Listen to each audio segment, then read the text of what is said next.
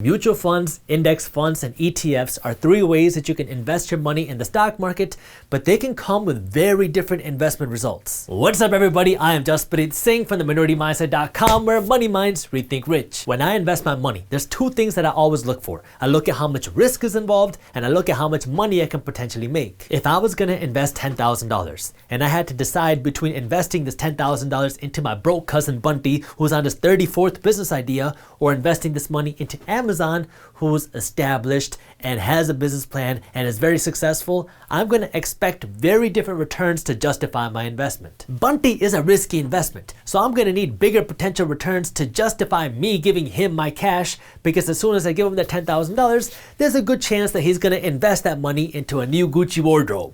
I gotta look good for the business. Deciding between investing your money in my cousin Bunty or Amazon is pretty obvious. I'm gonna invest my money in Bunty. But what if you had to decide between investing your money between Amazon and Apple and FedEx and Verizon and McDonald's and Microsoft? Who's gonna give you the best return for your risk now? Not so easy anymore. There's three different ways that you can take this. Option one is you can spend all the time researching these companies, and you might decide that Apple is the best company to invest in based off of all your research, and now you invest all your money into Apple. This one has the most risk because now if Apple releases a really bad iPhone and people start hating Apple products and their company tanks, well, down with it goes your money. It also comes with the most upside because now if you're right and Amazon wins big, then you're gonna win big. Option two is now you can open up a stock brokerage, and instead of just investing in one company like Apple, you can invest in every one of these companies. That way you're lowering your risk. If you do want to learn more about how to actually open up a stock brokerage and invest your money in stocks, our team wrote an article on our website, theMinorityMindset.com, that walks you through how to do that. So if you want to read that article, I'll link it for you in the description below. This one requires more work because now you're not just managing and monitoring one stock, you got to manage and monitor a whole portfolio of your stocks. Or option three is you can pay a small fee and then you can invest in a fund like a mutual fund or an index fund or an ETF, and let these funds invest in all these companies for you. So now instead of you going out and investing in all these companies, you invest in a fund that gives you exposure to all these companies. Well, all three of these funds give you exposure to the stock market. They work in very different ways, which can affect how much money you make, which is why you want to understand the differences. And that's what I'm going to be going over in this video as soon as you fund that thumbs up button below. Let's start with mutual funds. Mutual funds are known as actively managed funds. And to understand how they work, let's assume for the sake of this example that this is a mutual fund that's made up of only 4 stocks. A lot of times mutual funds will have way more stocks, sometimes hundreds of stocks, but just to keep things simple, we're going to assume that this mutual fund only has 4 stocks. If you wanted to invest in McDonald's, Tesla, Apple, and Amazon, one thing that you could do is you could go out, open a stock brokerage, and individually invest in McDonald's, Tesla, Apple, and Amazon. But now you have to decide how much of your money are you going to allocate towards each stock and what stocks do you want to own. On the flip side, when you invest in a mutual fund, you have this person right here. We're going to call this person a money manager, and we're going to draw him a nice mustache. This money manager is who you're trusting. So you're going to give your money to this money manager, and this money manager is going to create this fund. So this person is managing this fund, and when this money manager likes a stock, they're going to buy it. When they don't like a stock, they will sell it. So maybe right now this money manager likes these 4 stocks, but some time goes by and he's like, you know what? I don't like McDonald's anymore. We're going to replace them with Chipotle. So now he's monitoring the stocks and he's actively buying and selling based off of what he thinks is going on in the market and based off of what he thinks is going to make this fund more money. The whole point of a mutual fund is to have a really smart money manager with the goal of this money manager being able to beat the general stock market. So you are hoping that by paying this money manager a fee, you are going to be able to outperform the stock market, which in turn will make you more money. You're also getting the benefit of passiveness because now you're not having to go out and individually invest in all of these companies and manage each one of these companies. You have a money manager who's going to do that, and you also have the benefit of diversity because now this money manager is diversifying your money into different companies. If you want to invest your money into a mutual fund like this, you can expect this to cost you something like 2% a year on all of your assets. What that means is if you deposit $100 into your mutual fund, this money manager is going to take $2 a year to manage your $100. So if you invest $1,000, that's $20 in fees, and if you invest $100,000, that's $2,000 a year in fees. Now, while 2% might not sound like a lot of money, it does add up, especially as your money grows and compounds. Like if you started investing $500 a month today and you were paying 2% a year in fees, and you were able to get an average 7% return on your money, over the next 30 years, you're going to end up paying something like $166,000 in fees to your money manager just to invest your money. Now, look, I'm a value person. If you can make me an extra $1,000, I will gladly pay you an extra 2% in fees. So if you can make me more money, I will pay you more money as long as I continue to come on top. The only issue with this is what we've seen over the long term is these mutual funds don't always outperform the market. Actually, a lot of mutual funds can't even meet the returns of the general stock market over the long term.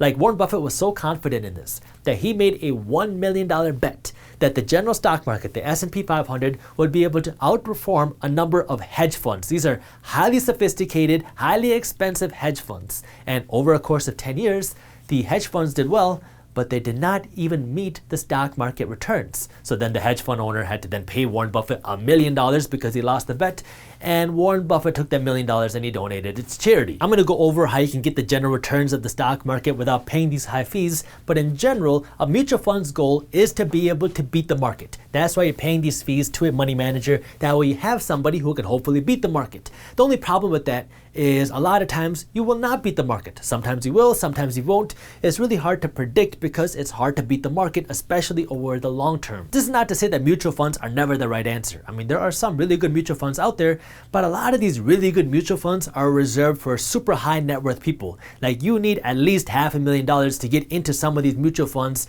versus some of the regular mutual funds that you're just paying 2% on. You could get a better return without paying all the fees. Second, let's talk about index funds. So the whole idea of index funds came about by this company called Vanguard, and Vanguard said, you know, what if we could let people invest in a group of funds like this without paying these super high fees? Well, the only issue with that is you need to pay this money to a money manager. So if Vanguard wanted to create this index fund where you can invest in a fund without paying all these fees, they also had to get rid of this person with a mustache right here. And instead what they did was they replaced that person with a mustache with a computer who automates this investments. Now you're investing in a fund, a group of companies, but instead of having a money manager decide which companies are in this fund, you're going to have a computer decide. So you create an algorithm. What are the type of companies you want to invest in? You punch that into the computer, and then the computer decides what company fits that fund. For example, I just talked about investing in a fund that gives you exposure to the S&P 500. The S&P 500 is an index, meaning it's a group of stocks that gives you exposure to the top 500 companies in the stock market. Now, one thing you can do is go out and individually invest in all 500 of these companies, but that's going to take a lot of work and a lot of management headache. Or you can invest in an index fund that gives you exposure to all 500 of these companies. That's what Vanguard allowed you to do. Now you can just invest in this index fund, and that gives you exposure to these top 500 companies. So now you're getting exposure to the general stock market without paying all the fees. VFIAX is the Vanguard index fund that gives you exposure to the general stock market. So Vanguard is the company that created this index fund. There's a bunch of banks and a bunch of companies that create these type of things. Vanguard is just one of those companies. It was the first to create index fund. So Vanguard has this index fund, which is a group of stocks that gives you exposure to the top 500 companies. If you want to know how much fees these index funds cost, all you got to do is search it on Google. So like with this VFIAX, you can see it says in the title that this is the Vanguard 500 Index Fund Admiral Shares. It has the word index fund in the title, so you know it's an index fund. And over here, you can see something called the expense ratio. This expense ratio is how much money you're going to be paying in fees. That's what you want to pay attention to. 0.04% in fees means that for every $100 you invest, you're going to be paying 4 pennies in fees. Compare that to the 2% fee you'd have to pay with a mutual fund where you're paying $2 out of every $100 you invest. So the fees with an index fund are way less because now you substituted that money manager with a computer, and computers are a lot cheaper to maintain than people, especially if they have a mustache. What you have to understand about index funds is a lot of them have a minimum investment. Like this Vanguard index fund has a minimum investment of $3,000. So if you don't have $3,000 to invest, you cannot invest in this index fund, and you also can't just buy and sell this index fund whenever you like. Index funds like VFIAX only let you buy and sell this index once a day. So if you're trying to trade index funds and mutual funds, that's not the way to go because you can't just buy and sell an index fund whenever you want. You can only do that one time in the day, and typically it happens at 4 p.m. as soon as the market closes. But if you're looking to be a long-term investor, it really shouldn't matter too much because now you're looking to invest for the long term. You're not looking to invest for 2 hours. And so what happens now is you're not going to see people trading these index funds every single day because you just can't do that. The alternative to investing in an index fund like this is investing into an ETF. ETF, which stands for an exchange traded fund, because ETFs that you buy and sell these funds kind of like stocks. You can buy and sell these ETFs whenever you want, and some index funds have ETF versions of them too. Like if we go back to the Vanguard website, you'll see that this index fund also has an ETF version. It says it right below the title. Also available in an ETF. If you click that button, it will take you to the ETF version of this index fund, which is VOO. VOO is an ETF that gives you exposure to the S&P 500, so the top 500 companies in the stock market, and this has an expense ratio of 0.03%. You can find this the same way you find the expense ratio of an index fund. Just search it on Google, and on this website, it will tell you what its expense ratio is. That's how much money you have to pay in fees every single year. So here, if you invest $100, you're going to be paying 3 cents a year in fees, so almost nothing. But unlike an index fund, you can buy and sell shares of VOO every single day whenever you want when the market is open. Remember, with the Vanguard Index Fund, you had a $3,000 minimum investment, and those transactions only happen once a day. With VOO, you don't have a minimum investment. All you have to do is buy 1 share of this ticker symbol, and then you can buy or sell VOO whenever you want throughout the day. So between this Vanguard ETF that gives you exposure to the S&P 500 and the Vanguard Index Fund that gives you exposure to the S&P 500, they both charge you essentially the same fees. They both invest in the same companies. The difference is VOO, you can see the real-time price throughout the day, versus the index fund you cannot. VOO does not have a minimum amount of money you have to invest versus the index fund you do. However, the index fund allows you to automatically invest or withdraw your money, versus this ETF does not. So if you invest your money through Vanguard, you can automatically reinvest more money every single month through Vanguard, versus with this ETF, you cannot do that. So if you're looking for a passive way to invest your money, the index fund gives you the benefit, because now your money can automatically be invested every single month without you having to do anything, versus you can't do that with an ETF unless you're using a brokerage that can passively invest your money for you. The whole reason for you to invest your money into these passive investments is to see your money passively grow and compound over time. But if you want to see your money really compound quickly, you got to keep adding money to your investments. And the simplest way to do that is every single month, just add more money into this fund. So if you invest your money into the index fund, that can automatically happen. You can't do that with this unless you use a brokerage that automatically pulls money out of your savings account or your checking account, and they invest this money into your fund. If you want to learn more about how to do that, our team put together an article that breaks down the basics of investing, and I'll link it for you in the description below. So ETFs work almost the exact same way that stocks do, because you can buy or sell shares of an ETF the same way you do a stock. You can see the real-time price of an ETF the same way you can do a stock, and you don't have a minimum investment you have to invest minus the share price the same way you do a stock. Index funds, on the other hand, can give you exposure to all the same companies, and they let you do the automatic investing too. When it comes to your money actually being invested in an ETF or an index fund, there's an algorithm that tells the computer which company should be in your fund. So if you're investing in this ETF or in this index fund that gives you exposure to the top 500 companies, now what this algorithm is going to look at is which companies are in the S&P 500. If one of the companies in here, so let's assume Tesla for the sake of this example, tanks, and Tesla stops making money and their market cap decreases, then what this index fund will do is say, okay, Tesla is no longer in the S&P 500. They're no longer one of the top 500 companies or the biggest 500 companies. So they're going to kick Tesla out, and they're going to put in whatever the new company is that replaces Tesla. So it happens passively. You don't have to do anything. This happens in your index fund for you. And because this is happening through an algorithm, through a computer, you get to pay way less fees. So between mutual funds, index funds, and ETFs, which one can make you the most money? Well, before I say that, let me just remind you that investing has risks. You are never guaranteed to make money when you invest. You might even lose money. So make sure you always do your own due diligence and never blindly listen to a random guy on YouTube. In general, for the majority of people, there's always going to be outliers and exceptions to the rule, but for the majority of people in general,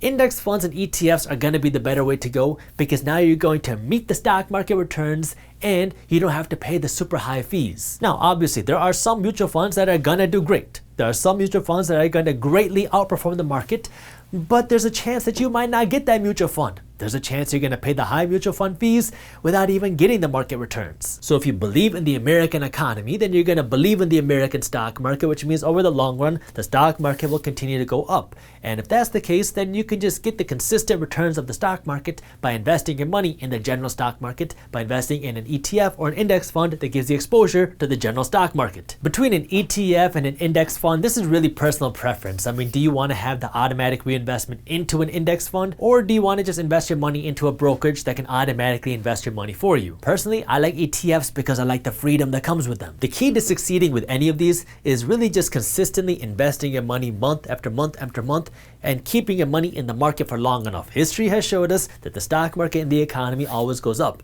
That doesn't mean it'll always go straight up. Sometimes it will come down, sometimes it will crash, and sometimes it will correct. But over the long run, it will continue to go up as long as the economy keeps growing. So if you believe in the American economy, then this is a way for you to get that upside without actually starting your own company. If you enjoyed this video, here's a video that I think you'll love, and while you're at it, subscribe to our YouTube channel and join our free finance and business newsletter. And as always, keep hustling. Which is why towards the end of 2020, we saw the stock market break 30,000 points. And now the question is, what is next in 2021?